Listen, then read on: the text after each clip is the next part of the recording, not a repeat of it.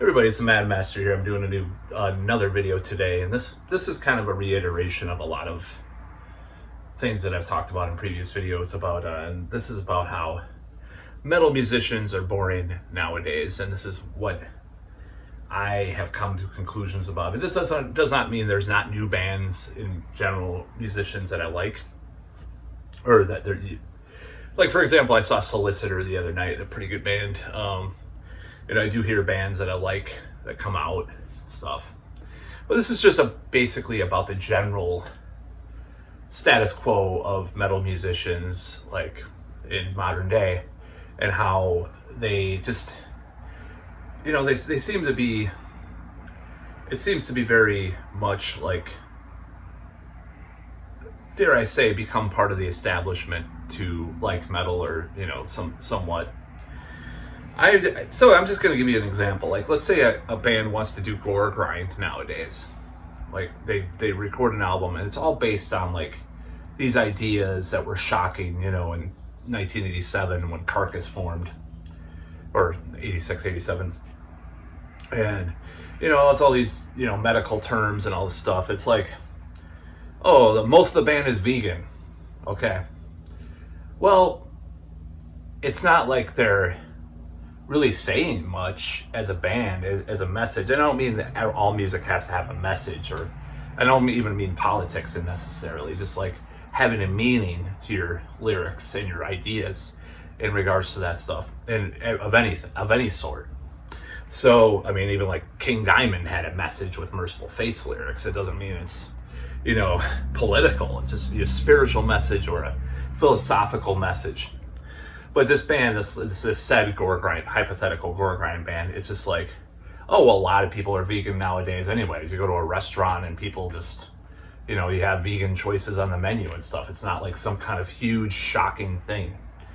And that kind of dilutes the impact in a certain way that metal used to have, as far as whatever message that people had or whatever ideas. Another thing about metal is that it was kind of like for outcasts and for people that weren't part of the mainstream in an extreme way a lot of times. I mean, look at the 80s and look at like what metal was associated with. It was very much like people that, and I've used this stereotype before, but like people that were dropouts, druggies, rejects, losers, nerds, quote unquote, whatever all those ideas mean. And now it's like, suburban, nerdy. Well, it's still nerdy, but nerd is cool in a way too now. It's like, it's not as like nerd, it was less nerdy back in the day.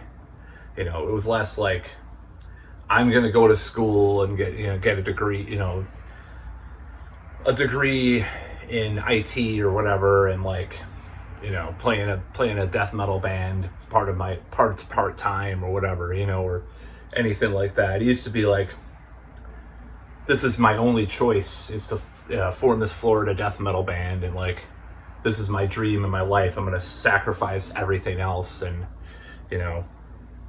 get high all the time and get drunk and, burn an upside down crucifix in my forehead, and, stuff like, just crazy stuff.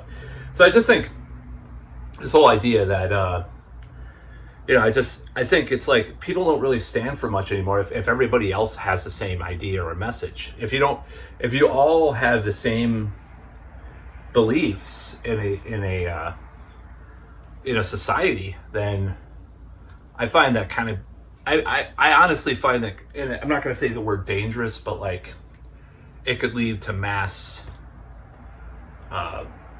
conformity in this way that I'm opposed to. I don't like this idea that, we're all like that anyway. We all believe the same thing. It doesn't mean that people can't be collectivized in some ways with their ideas or beliefs. It doesn't mean that's all bad. But there used to be that sense that people, especially in the metal scene, where it's like, whoa, we're against the status quo, we're outcasts, and maybe it's almost in like a reactionary sense that they were outcasts compared to like punk, where it's like politically correct, you had that, straight edge shit, all that stuff, and all sorts of different ideas that were punk, maximum rock and roll, and their communist stuff or whatever, But metal was a little different. It was more of a Hessian persuasion. That's where Hesher comes from, the word Hesher, Hessian. It's like a little bit more, it was a little, dare I say, a little bit more right-wing in a kind of a libertarian sense than punk was, maybe some ways, obviously. But that doesn't really matter. There was plenty of left-wing stuff in metal too.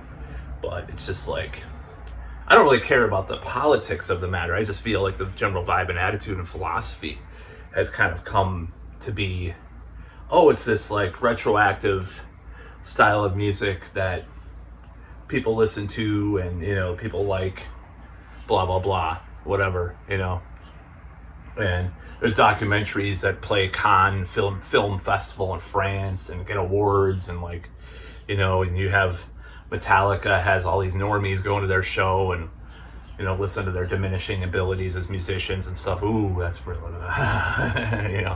but yeah, that's kind of how even black metal